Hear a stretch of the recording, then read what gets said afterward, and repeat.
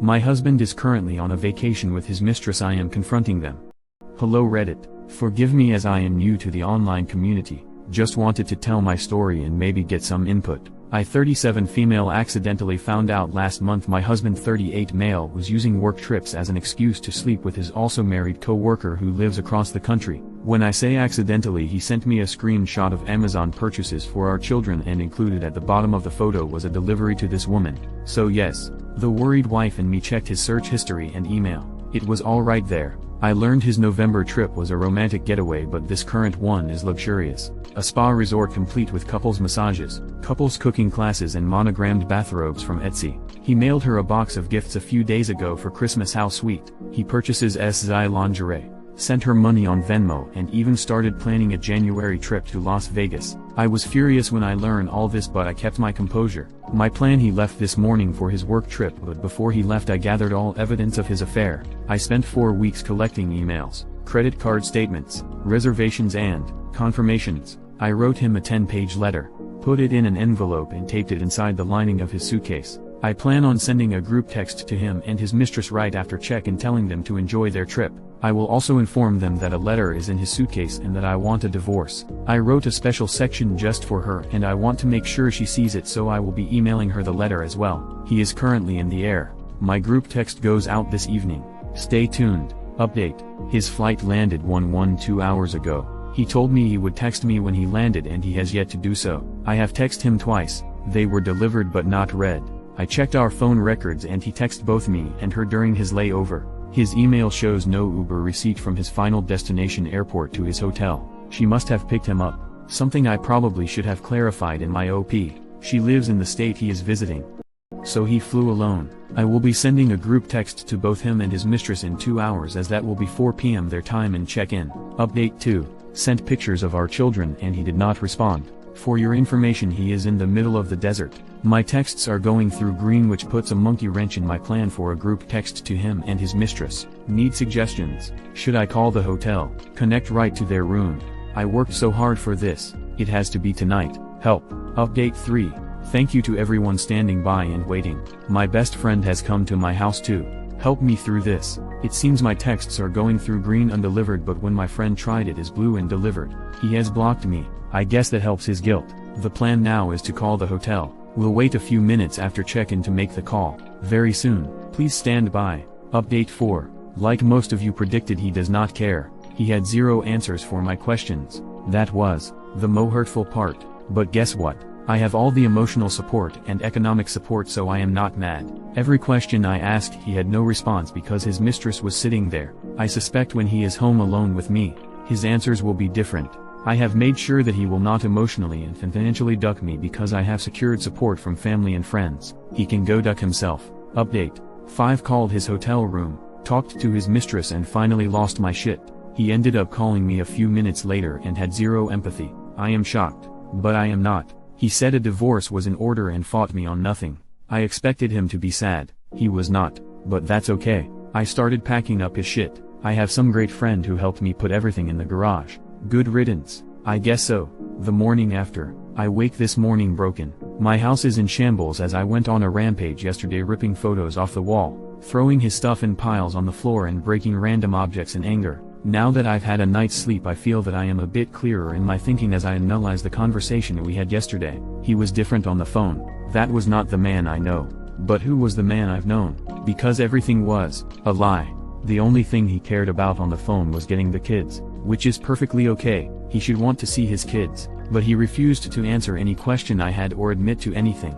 I personally feel his lack of remorse was because he was sitting in front of his mistress. If I confronted him at home, this would not have been his reaction. When he comes home Monday night, I expect to see a different man. Also, in my conversation with the mistress, I learned she is recently separated. I called my mom. That was hard. While she and my dad have always been loving and supporting, it was hard to make that phone call. I felt like a failure. I know it wasn't my doing, but to admit that I made a poor choice in a spouse was difficult. Was this all because of a mistake I made 13 years ago? Honestly, it doesn't matter. I have 2 days to empty my house of his things. Who do I tell? Do I call his dad? Do I tell his mother, best friend, work buddies? I wish there was a manual on how to do this because I am lost. Even with all my preparation, I am still humiliated. Luckily he did not take his house keys when he left, so no need to change the locks. I'll be removing his keys and sending him on his way. I don't plan on seeing him when he gets home Monday night. Doors are locked. Everything you own is in the garage. Have your people talk to my people and I'll see you never. Preparing for the return. My friends and family have been wonderful. I am so fortunate to have such great people in my life. Yesterday they came to help me move all of his clothing to the garage. His collectibles were all packed up and sitting here, waiting to be appraised. It took a very long time and I was exhausted afterwards, but it was necessary. I honestly don't think he expects me to have gone to such great lengths to remove him from my life. Because I was so emotional when I confronted him, there is a chance that he thinks I will want to reconcile. Fat chance, buddy. His flight lands a little before 10 p.m. tonight. When he Ubers back home the doors will be locked. He told me on the phone he was just getting his car and leaving. I will be holding him to that. Something I should have mentioned earlier. The house is in my name only. He had no credit when we first started looking, so everything is in my maiden name and purchased by me. Health insurance, car insurance, cell phones, utilities are all in my name. The only thing his name is on is his car. I think he realizes now that could all come back to bite him. I don't want a messy divorce. I am willing to listen to his demands and try and meet in the middle on as many things as possible. He obviously doesn't care anymore, so I am going to do my best to not care and treat this like a business deal. The dust has settled. It's been a few days since his return. For a man who so diligently planned a secret retreat with his mistress, he took no time to plan for his return home. He has been living in the basement since Monday. I allowed him to watch the children open gifts on Christmas, but he has since returned to the basement. We have contacted 3 mediators and have appointments next week to start the mediation process. It's obviously over. We had a conversation argument upon his return and he actually asked about reconciliation. I laughed. I laughed uncontrollably. Of course he pushed blame, stating that our marriage has been over for a long time. Well, that's news to me. His actions of an affair were selfish and avoidant. He didn't want to have that hard conversation with me about counseling or divorcing, and this route was easier and a lot more fun. Let's face it, he likes the attention of 2 women loving and pining over him. Well, I am not longer playing that game. She wins. And oh, what a prize he is. I have been amicable about talking about the terms of our separation. My biggest hang-up is her. He may continue seeing her and I have questions about her character. What kind of woman mother cheats with a man she knows is married and knows has children? When I confronted her on the phone last Saturday and asked her that question, she was silent. I asked if she was sorry and it was as if the line went dead. That kind of person I do not want around my children. People who show no remorse, especially when they are in the wrong, are not kind people. I have found solace in friends and family, and thank you to everyone's recommendation of Chump Lady. I am halfway through the book.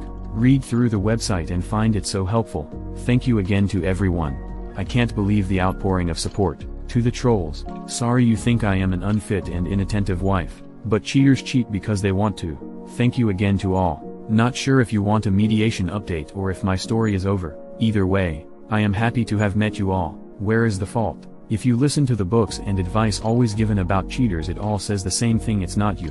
They made a choice. My SDBX insists things were bad. While I don't think we were Pam and Jim or Lucy and Ricky, I think things were good. This process has made me review who I am, who I've been and who I want to be. Could I have made changes? Yes. Was I perfect? Absolutely not. But my decisions and actions were never detrimental to our marriage. They were more like sacrifices. And now I am having those sacrifices thrown at me and I am being called neglectful. Is all this about attention? A narcissistic need to be the apple of someone's eye? Him and the AP are now blissfully in the honeymoon stage. Vacations, late night phone calls like teenagers, present buying, etc. But what happens when the other shoe drops? What happens when she sees that he has very little patience with children, that he will walk past a sink full of dishes completely blind to them, when he doesn't pay the phone bill for 2 months because he is spending money on silly gadgets? What then?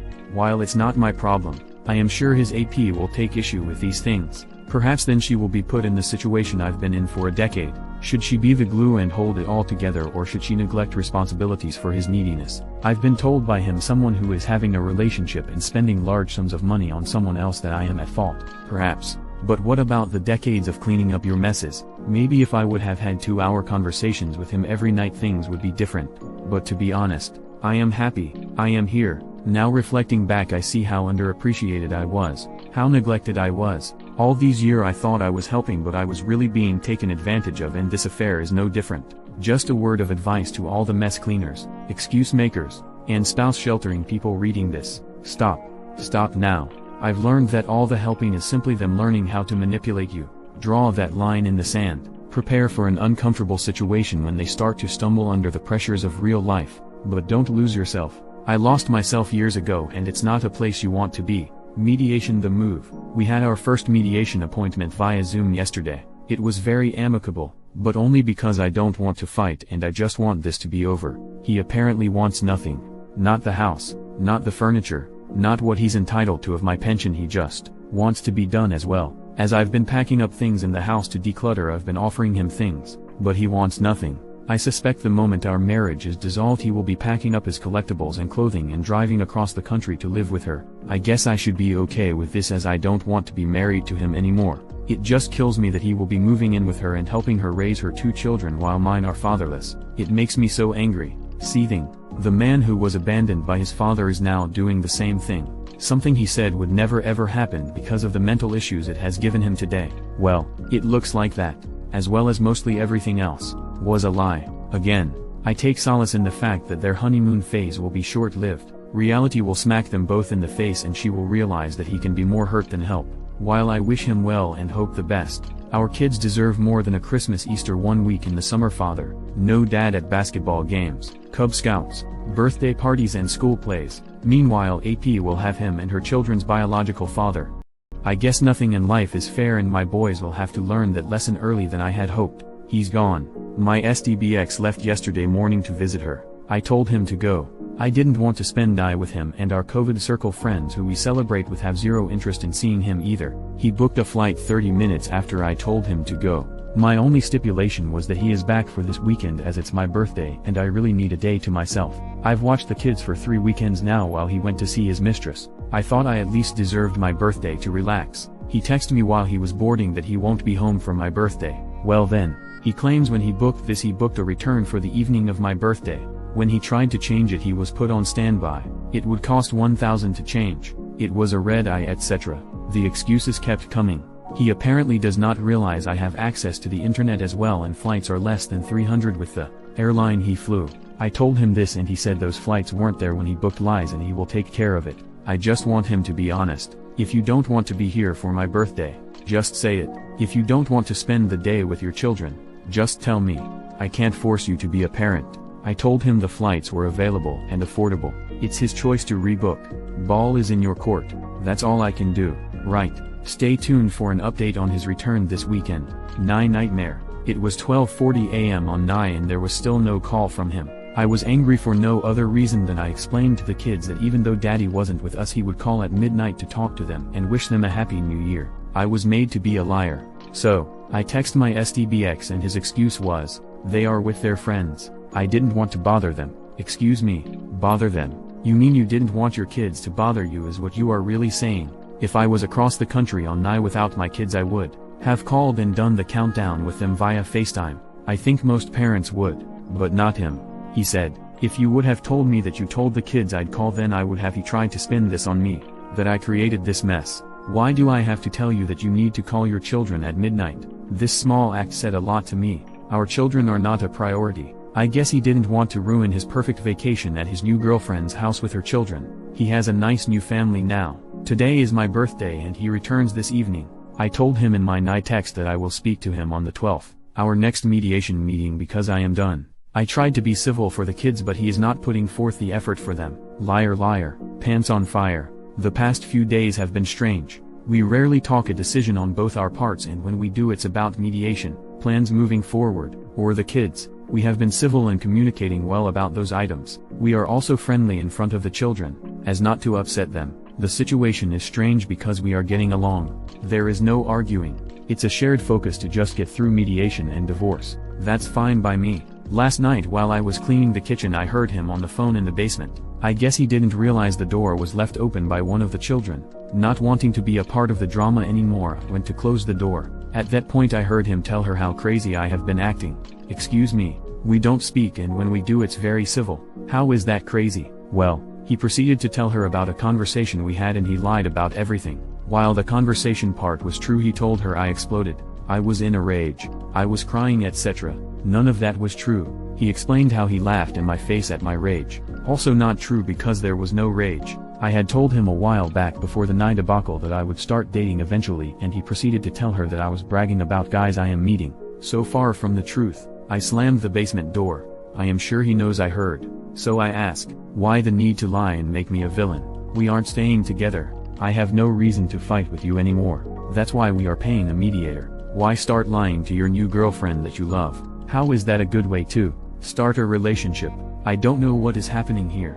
This is my concern. This woman and him are in love and want to start a life together. Okay, that's fine. God bless and congrats. But this woman only knows me by the stories which I am assuming are all lies he has told her about me. If he does move across the country to be with her, how can I trust a woman who hates me because of misinformation to treat my children properly? I don't care if she hates me personally. I'll still sleep fine at night. But now I am worried about sending my kids in the summer to stay with them. I want to confront him about this, but I know I can't. Maybe it's not that I can't, but I don't know how. Also, he has told no one we are separated and definitely has not told people why. How come? You initiated this. You cheated. You are happy now. So why can't you tell people? He told his father that he was bringing the kids alone to visit him because he and I weren't seeing eye to eye at the moment. What? I would assume he's afraid to face the music or is just finding comfort in the little love bubble he has created.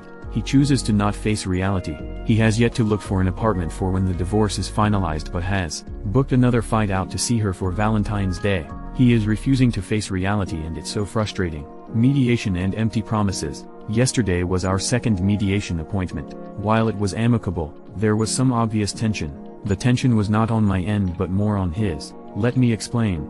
During our first mediation we brought up the topic that he might move out of state.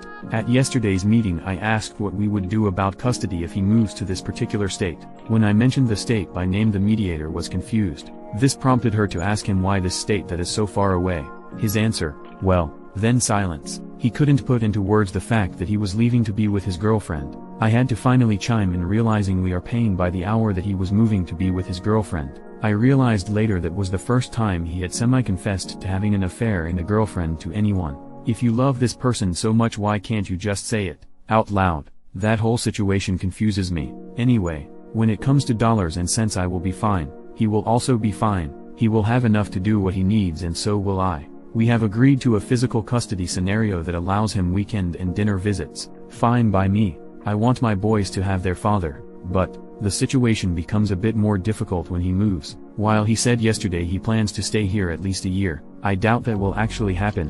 When he does move across the country he wishes to return for one weekend of every month to see the boys. Again, I am fine with this scenario, but where will he stay that weekend? He has no family. Will he just be taking the boys to a hotel? Again, I don't think he actually thought this through.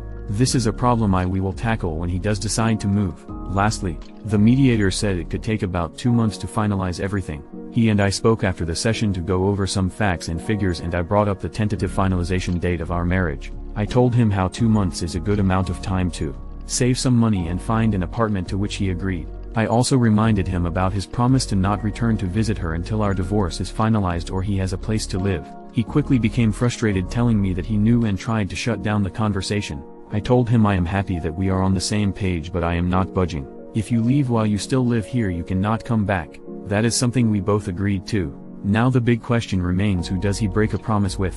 Obviously it's a win-win for me. Stay home and help me with the kids while you save 500 plus and move out quickly, or leave to visit her and I get you out of the house sooner. I am happy with either decision. I just want to move on with my life and enjoy my moments with my children. Out for a swim. When I took this dive into the Reddit community I had no idea where I would land. I thought my feet would hit shallow ground and I would be ankle deep on the banks in an uncomfortable swimsuit all alone. But to my surprise this deep ocean of Reddit readers have engulfed me into their warm waters and I am surrounded by a sea of support. For this I am thankful. I am also so touched by the droves of people who have reached out for advice or offered their own experiences as lessons to be learned. To the ones seeking advice I tell them, I am not an expert swimmer. I am merely D0G paddling through the sea of hurt and confusion. Please don't use me as a sign of strength. Because the truth is, I am not strong. I am you.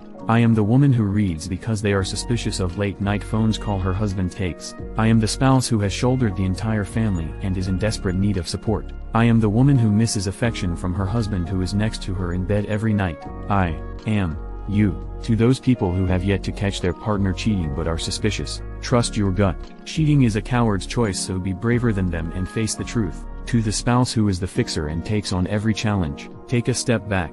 When you help even with good intention, you are actually just hurting yourself. To the spouse who has tried everything to receive physical attention from their partner but to no avail, their affection is probably going somewhere else. These are lessons I wish I could have told myself months, if not years ago. Listen to me, or just listen to you. To the sharks in water who call me a bad mom, a crazy BTCH, fake, or even just think I am out of my mind, you will find no blood in this water. So it's best you move on and find a thread where the OP will chum the water for you. It's so very easy to read and judge. This I understand. I just hope that if this ever happens to you that you will be as brave, logical and composed as you expect others to be. If not, you will find sharks circling you as well. So I hope you are as strong of a swimmer as you claim to be. If you are still reading, my saga survival continues. Our final mediation papers will arrive this week. We were able to settle everything at the last meeting on 1/12 and the documents just need our signature. After that, the divorce papers need to be served and filed with the county.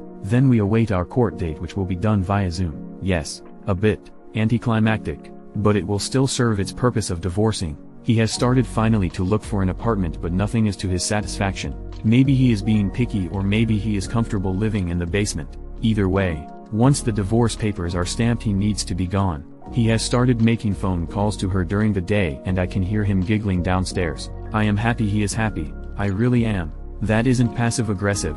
I know I will be happy one day too. He just got there first and that's okay. I feel like my life is in limbo right now. I can't move forward because I am chained to the past. I am hoping his move will be soon. I suspect he wants out for February 1st so he can go visit her for Valentine's Day. I hope for his sake and mine that he makes his deadline. I will update again after I receive the mediation paperwork and divorce papers are served. I am sure that will stir up a lot of thought and emotion, so I am certain it will be a doozy. Till then, I'll keep D0G paddling. Souvenirs. If you have been following along, then you know that there was a chance he would leave for Valentine's Day to go visit her. Well, he left this morning. He told the kids, I am going, as he walked out the door, leaving me to explain a few hours later that he had to leave to work when they started asking for him. I have learned that I can't have expectations. Just because I would try to be more honest with the kids doesn't mean he would. I was really proud of the fact that I didn't even engage him in the discussion, debate, argument of going.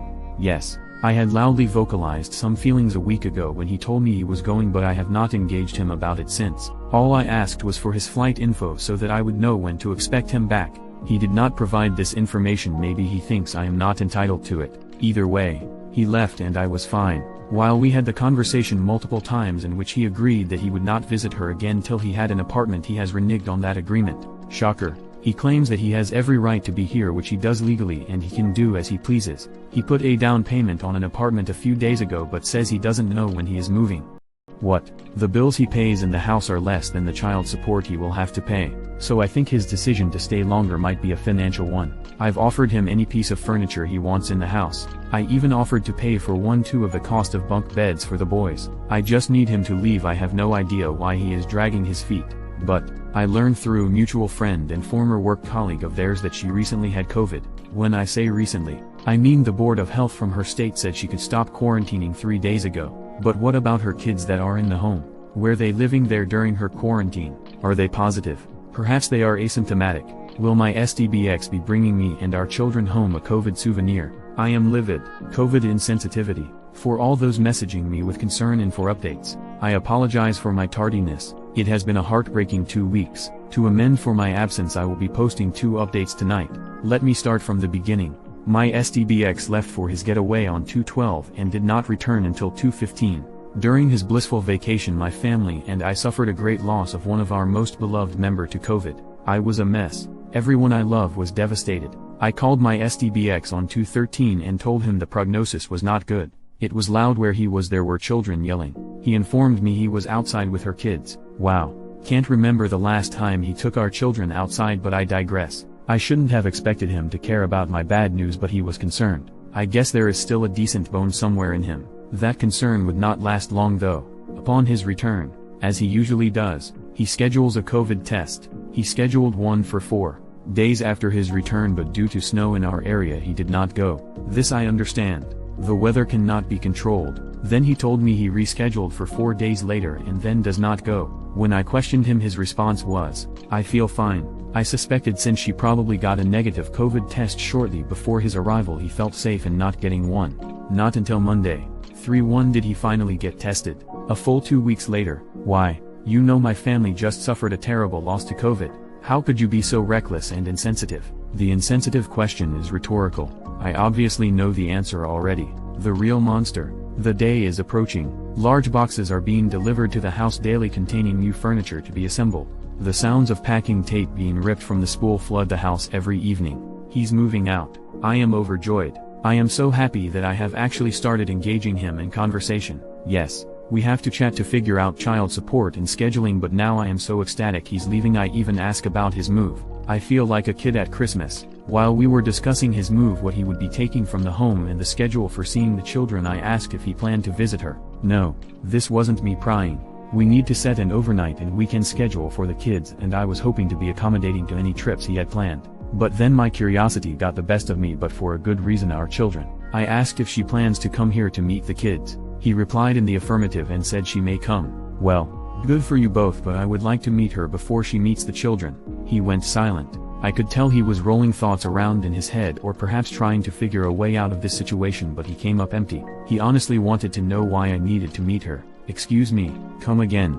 You really think I would let my children spend time with someone I didn't know? I am the mother that interviews babysitters. Why would you think I wouldn't want to meet her? He claims to be worried that I won't be civil, but he knows me better than that. I have nothing to gain being rude to her. It's just ammo. I refuse to play that game. Plus, why would I care? I don't want him. That's your prize now, honey. Congrats. But he recognizes that he can't stop me in this. I have every right to meet her as he would to meet someone I am dating. When it comes to the kids, we can't keep secrets. I think the real concern about us meeting is this: she will realize I am not the horrible monster he made me out to be. His plans of assassinating my character to build himself up or to receive pity from her and the constant gaslighting will be revealed. She will see that I am not pining over him, quarreling with him, and that I am genuinely a good person. Maybe she will see that he might be the real monster. Like father, like son. My STBX was quiet, more quiet than usual, almost sulking.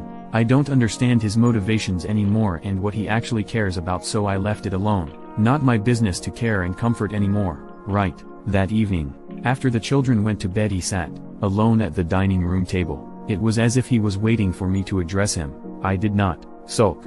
That's your issue, not mine. After he received no attention from me, he made the big announcement. He claims he told everyone what happened between us, including his father. Then, oddly enough, he started to cry, full ugly tears. I thought these were tears of embarrassment and shame. He then proceeded to tell me the conversation he had with his father was the first time his dad has actually acted like a father towards him. While that statement in itself is unsettling, it is also confusing. I am guessing his father supported him.